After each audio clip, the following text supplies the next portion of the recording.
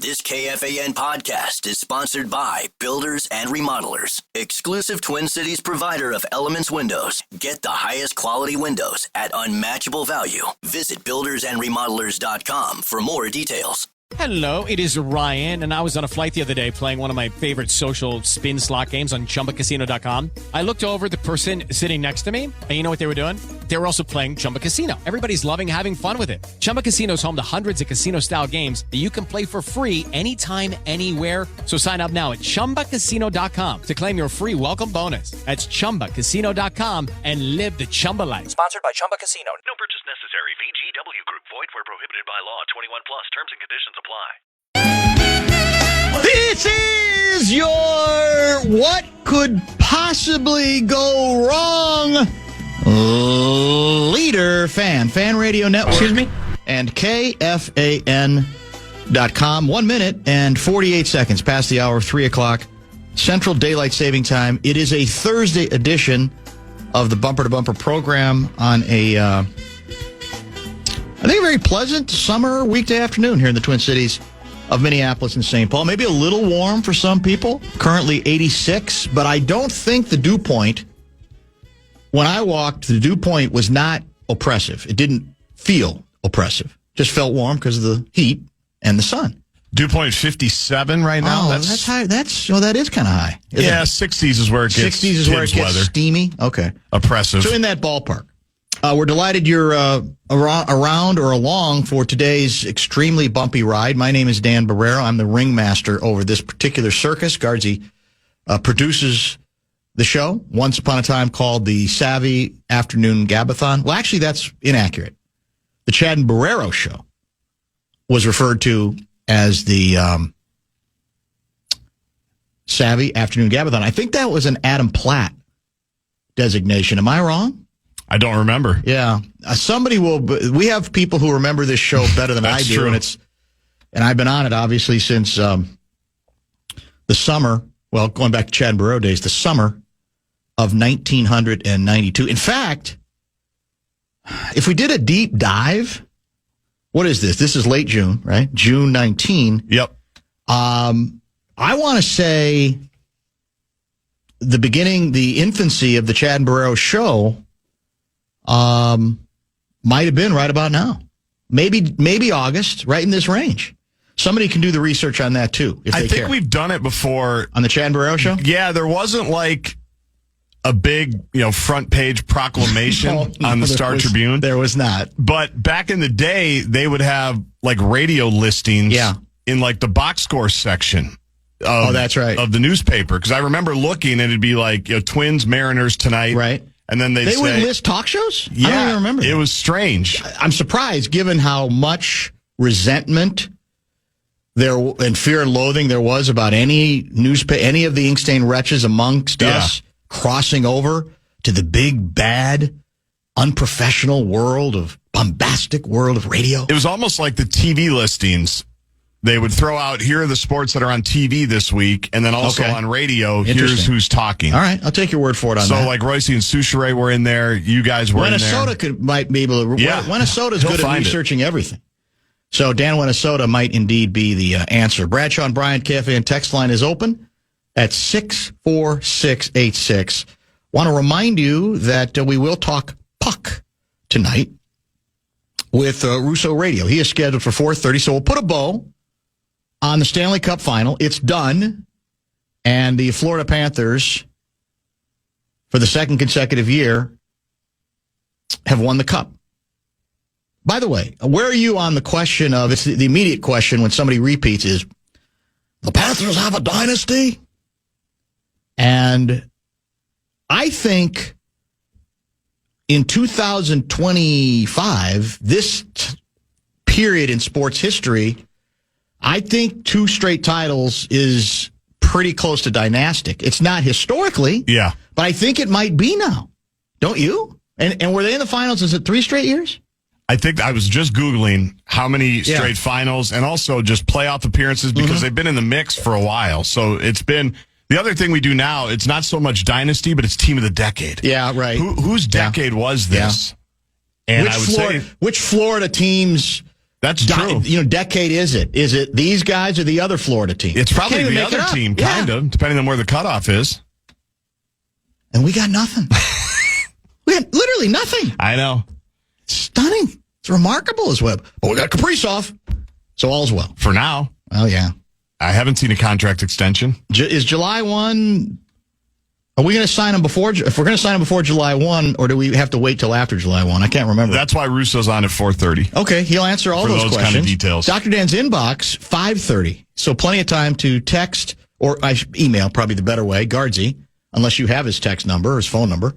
I would suggest email, and that's jg@kfan.com if you'd like to participate in the inbox, which we will go to at 5:30 this very evening. I had some inclination to include Mitch Lawrence today.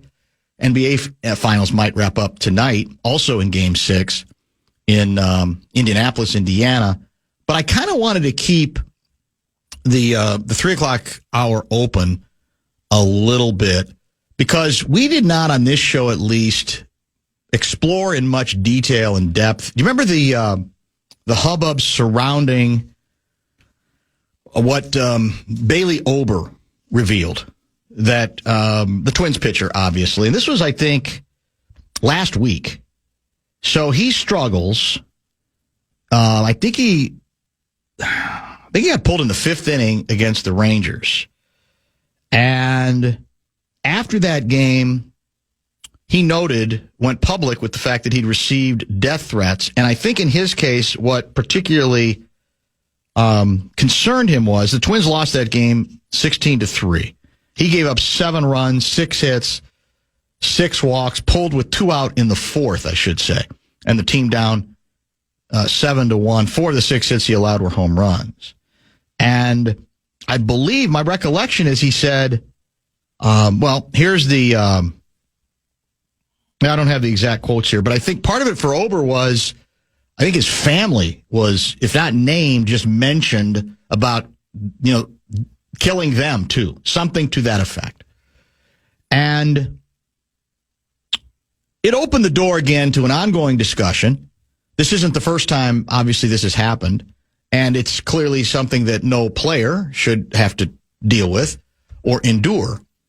But the larger discussion, I think it opens, worthy of much of the first hour of the show today, is what is it about? If you buy the notion, and I'm looking at, and there have been a bunch of stories just in the last few weeks on this subject, there are certainly baseball players who say, I'm getting these kinds of messages 5 days a week. And sometimes they just say, I should kill myself. Yeah. Sometimes they say, I'm going to kill you. Sometimes they say, I'm going to kill you and your family, right? That it has almost become routine.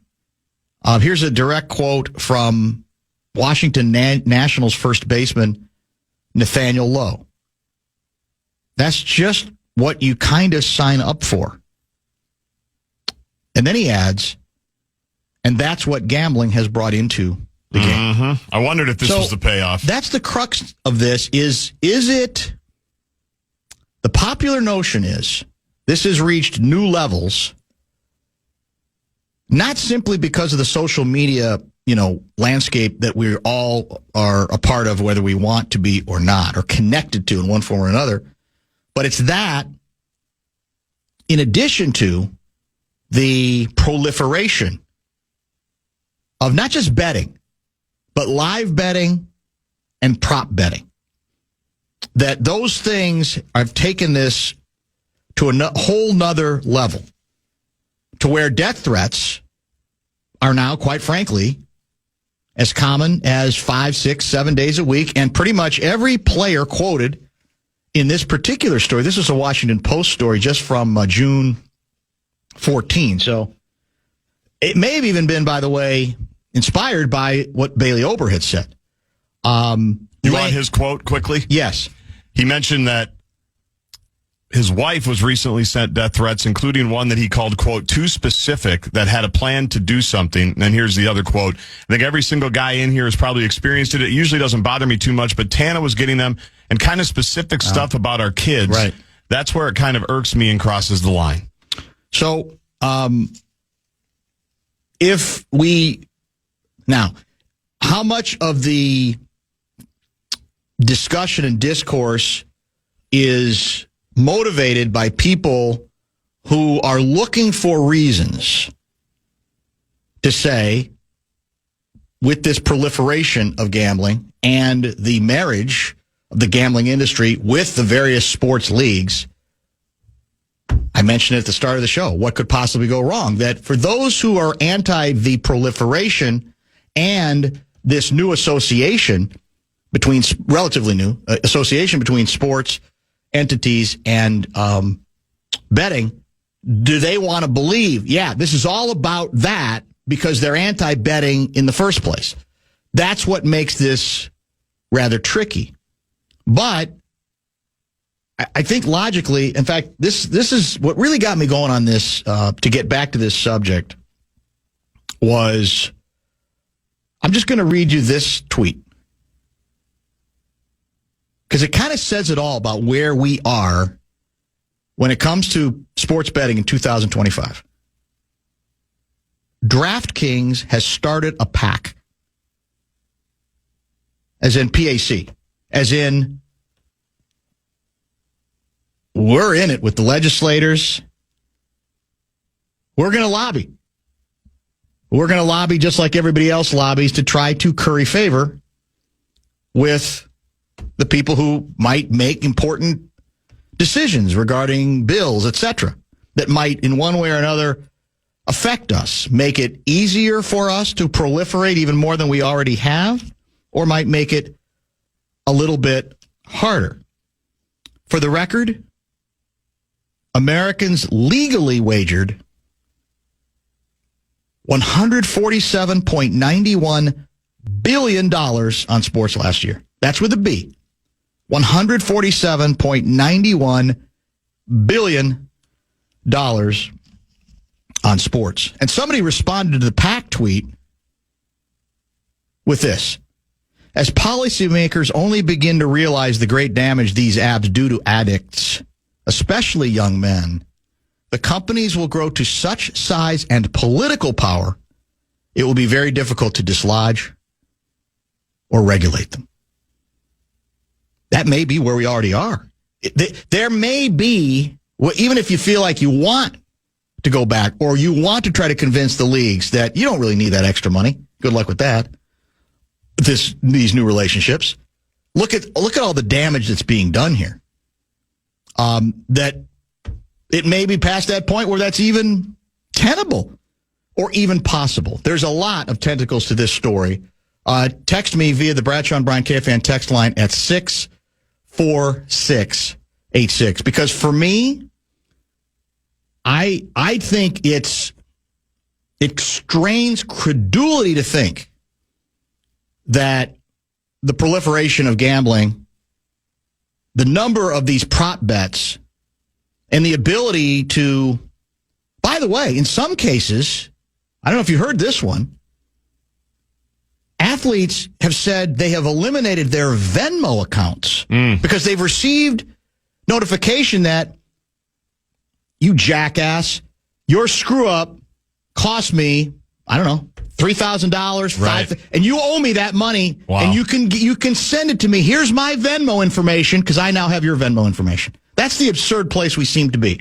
So we'll cover a lot of ground on this subject in hour number one and prepare for Russo to talk hockey. As I said, that is scheduled for 4:30 today. Much more before. Hey, it's Ryan Reynolds here from Mint Mobile. Now, I was looking for fun ways to tell you that Mint's offer of unlimited premium wireless for $15 a month is back. So I thought it would be fun if we made $15 bills. But it turns out that's very illegal. So there goes my big idea for the commercial. Give it a try at mintmobile.com/switch. Upfront payment of $45 for 3-month plan, equivalent to $15 per month required. New customer offer for first 3 months only. Speed slow after 35 gigabytes if network's busy. Taxes and fees extra. See mintmobile.com. Wrap things up at 6. Tom, the Fan.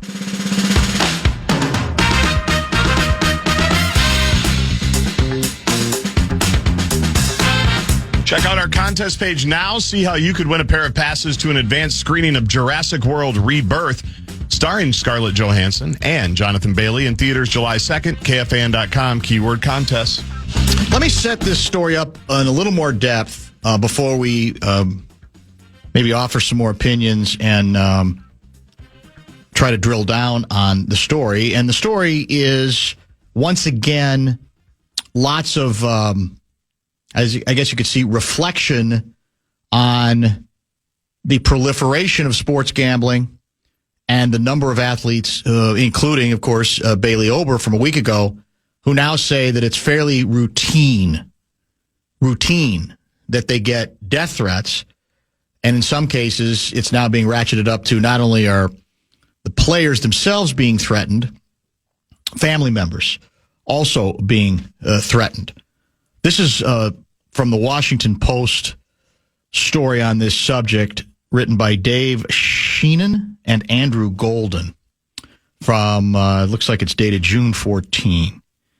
What is happening now to athletes of all degrees of fame feels like a distinctively modern problem, resulting from an explosive mixture of forces: the exponential growth, financial might, and cultural penetration of the sports gambling industry, the AI-driven ability of that industry to deliver rapid in-game gambling products via mobile devices, and the ubiquity of social media and the anonymity it provides while obliterating the barriers between athletes and fans.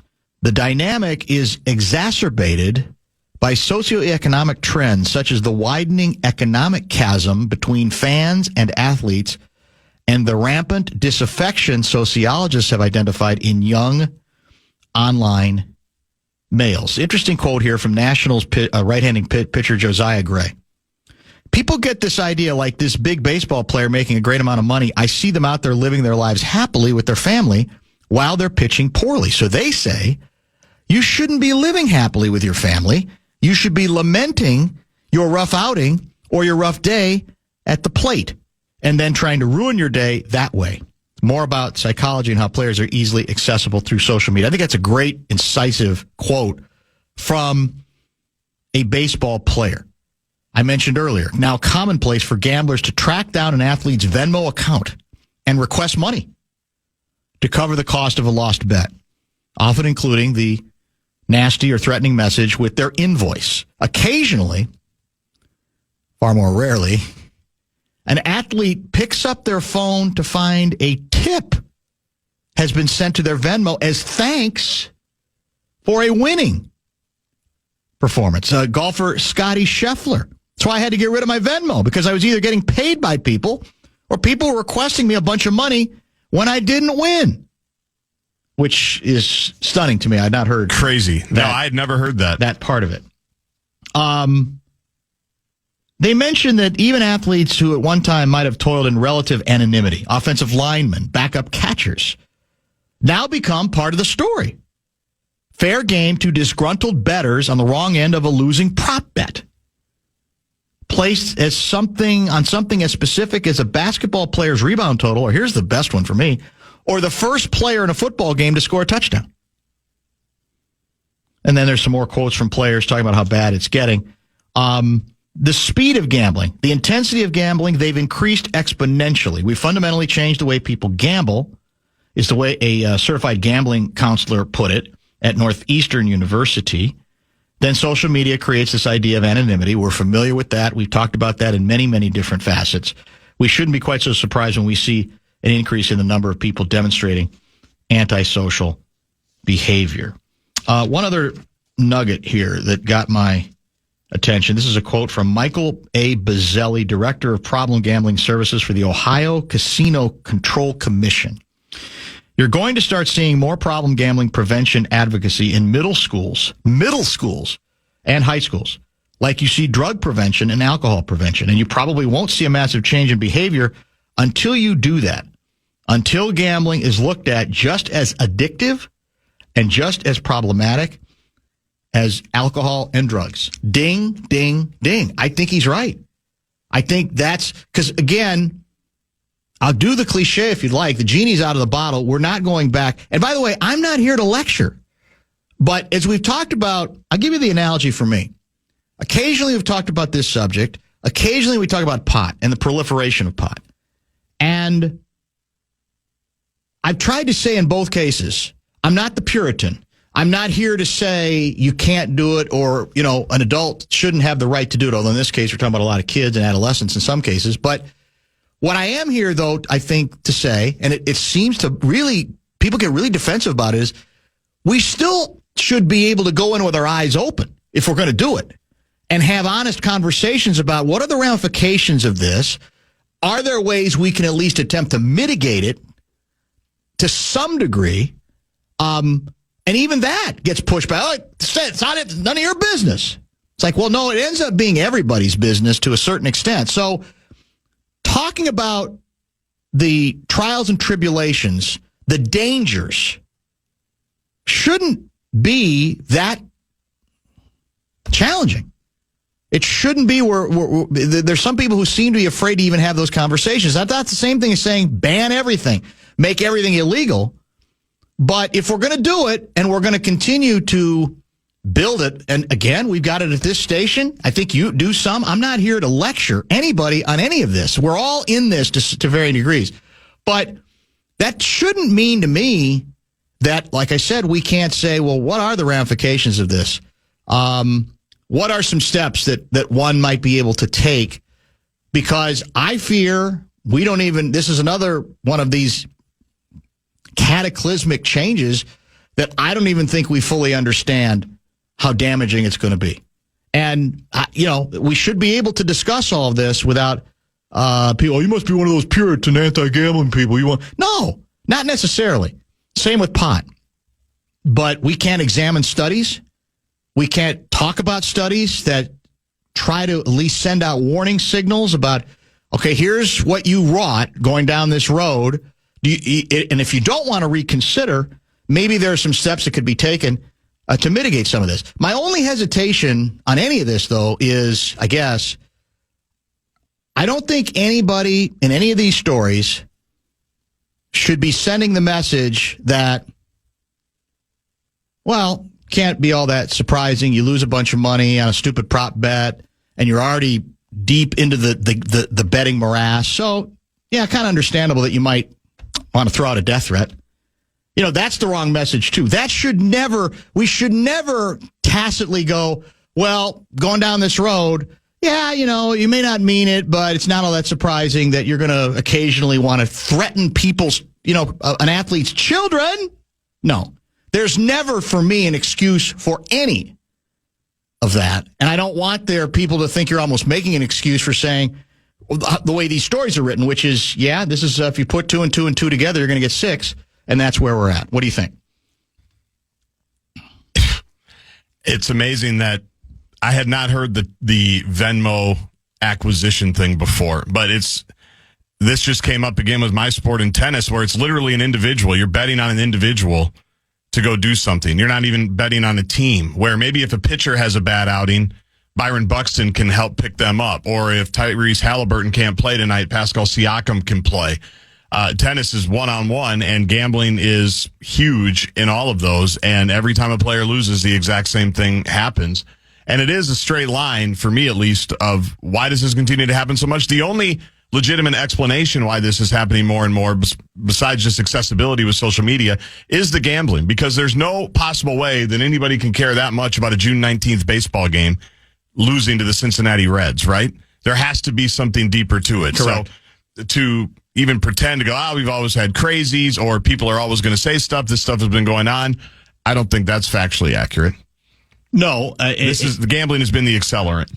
Yeah, it's undeniable. And then it's like, again, just, all right, well, what steps can be taken? Because I don't think it's likely that it's going to go away. And I'm trying to find, I'll tell you what, I'll save it. And let's stay on schedule a little bit. There were a couple good texts trying to counter that they think this is an American problem, not necessarily an international problem. I'll try to find that text.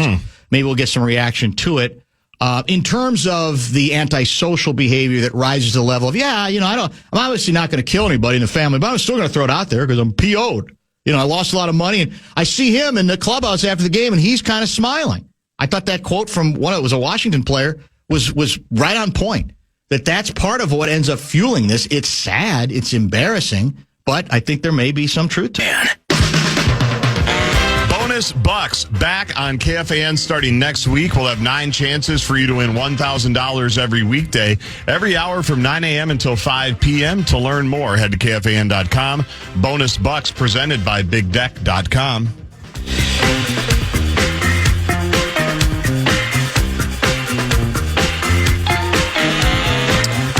Text pouring into the Bradshaw and Bryant KFAN text line.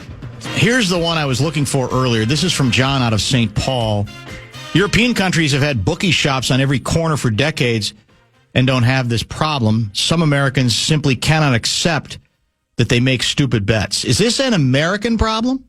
Now, again, the ability to bet these days goes well beyond bookie shops, right? Wherever, here or Europe or whatever the case may be. Mm-hmm.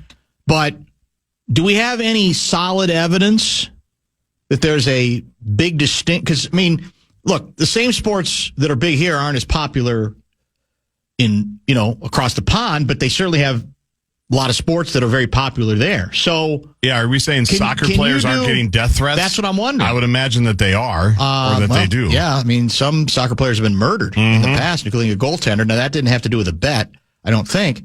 But I'm curious. Maybe if there's some evidence of that, I'd like to see it. I'm not sure. There's a lot of texts here. Oh, by the way, somebody asked earlier via the text line how many of these death threats end up being investigated by authorities. I think it varies dramatically. I assume there's now a method that is preferred to decide, okay, how do we separate just some idiot throwing this out from somebody who might actually have a plan in mind? I will note, see if I can find there's a section of this story from the Washington Post story I've been quoting from that seems to lay this out at least a little bit. In 2021, a prominent gambler named Benjamin Parlay Pats.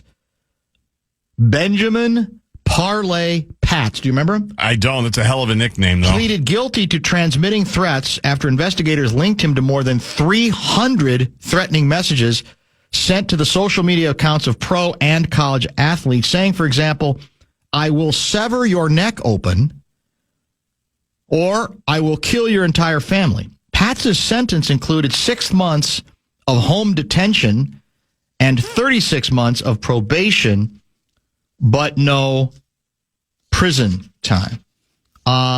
Publicity of such cases could deter such behavior, says one expert, but it doesn't happen very often. Difficult to catch these people, especially via social media, because of the anonymity, unless they're trying to influence the outcome of the game.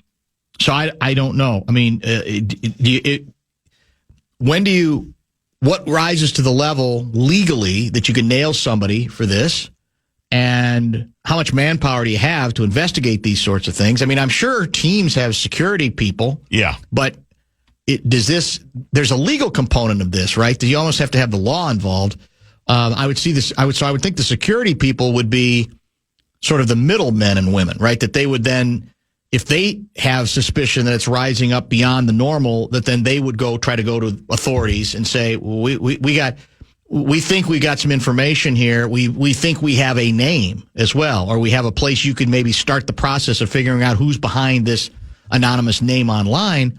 But if the players are accurate in what they're saying and they're getting 5 of these a week, I believe it. Then there's no way that you got enough people to fully investigate. That's the problem. Right? I just don't even think that's practical. That's the problem, because what's the line of, do you have like a number of threats from one individual where all of a sudden that's the threshold where then they can go investigate? Because think about how many followers these people have. Yes.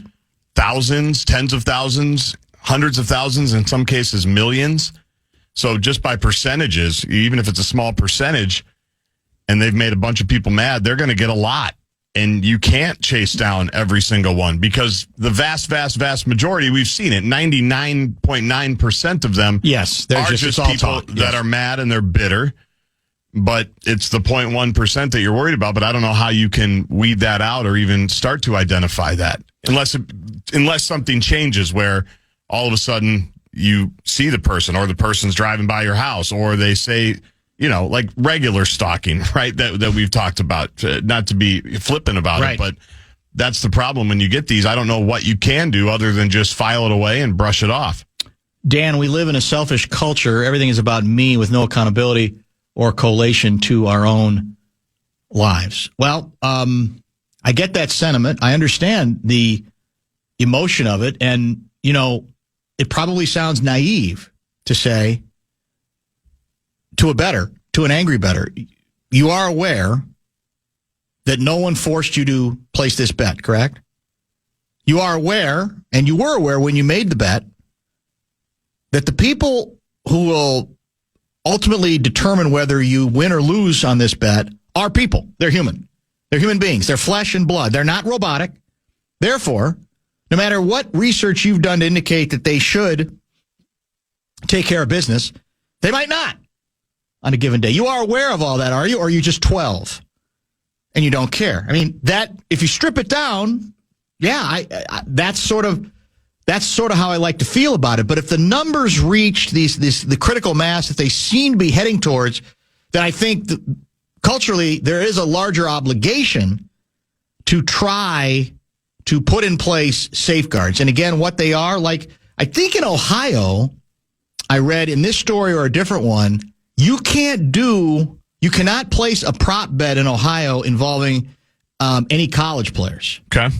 That there's some effort to try to create distinctions between the professionals makes sense and the college players, which I think makes some sense. And I think that's, again, another place where maybe we should be able to have some of these conversations without people necessarily lose your mind. Now, what do you think of this one? This is from 612 Guy. Dan, it's funny how naive you are. It's not the bettors who lose who are threatening players.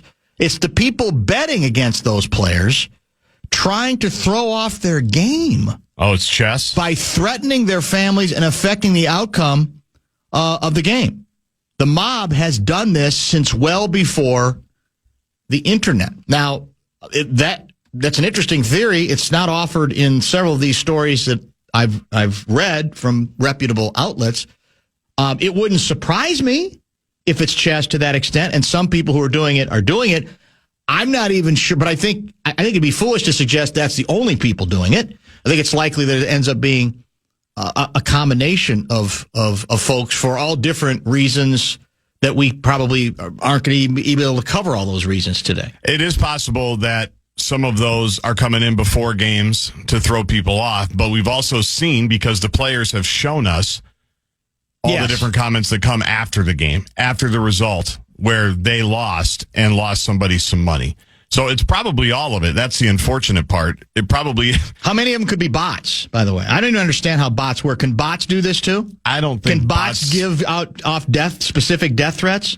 I'm sure they could. I don't know why someone would want to use that for a purpose, unless it is, again, a mob-related thing, and you want to light up a bunch of them.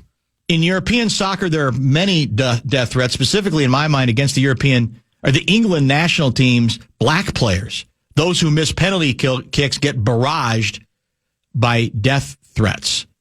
Flim Flam writes, speaking of your pot awareness, just this week, scientists announced a study that conclude marijuana use doubles your risk of cardiovascular death. I saw that headline. Was I wrong to put the spliff down after reading that? God grant me the power to change my opinion when I get updated information. That's Flim Flam. That's a good double shot, by the way. Change the opinion when you get updated information. Something that we're not allowed to do. I don't think it's legal anymore. If you change your opinion when you got new information, you were still an idiot for having the opinion in the first place. Yeah, that's probably the way people look at it. Which is what we've learned. But in the tribal world in which we live, that new information, you're not allowed to acknowledge, right? Basically, even if it's accurate. Or you should have known it before. Well, what I'm saying is, though, if you're on one side of the fence politically and this weakens your previously taken position, you will still find a way to dismiss it. You'll find a way to say, not that accurate. No, that really isn't true, whether it is or not. Has gambling made these threats worse, or is it the internet, or both? I have a feeling that this has always been an issue. Much easier to send a DM on Twitter than mail a letter. Exactly. A lot. So I think that's where it's a stew of many different phenomenon coming together, one could say. It's as the cliche would go, I think it's the perfect storm, right? So it creates this sort of cocktail that can be rather lethal, or certainly rather damaging, if it at very least. We've said this. I had a conversation today with an individual who remained nameless, who was kind of down about, I think it was sort of some of the trolling that has gone on after the political assassination that we've suffered through. Mm-hmm. And this person was really beaten down by more than just the Utah coward, Senator Lee. Yep. And I said to this person that, I don't blame you. It's hard not to, it's exhausting.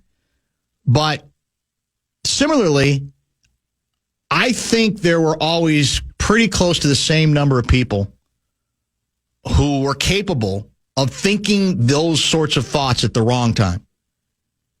But I just think now we know about more of them than we would have 30 or 40 or 50 years ago when the internet didn't exist. There wasn't a place to doom scroll then. Now, you could say you could doom scroll your local newspaper, but your local newspaper wasn't going to have that kind of doom scroll. No. At all, No. right? And even if you had people, I've used this example forever on this show, even if you have people who say, what they put in the Star Tribune, it's a bunch of lies in there. That didn't really happen. They just want to believe that's what happened. 50 years ago, 40 years ago, you might hear that at your corner bar when you show up for happy hour. Maybe the person next to him agrees, but it might just be 3 or 4 or 5 people. Now you get the sense when you see this stuff online, it's everybody. And it's because you're exposed to people that you never would have known existed 40 or 50 years ago, which is why I've continually said in that way, we were in a much healthier place.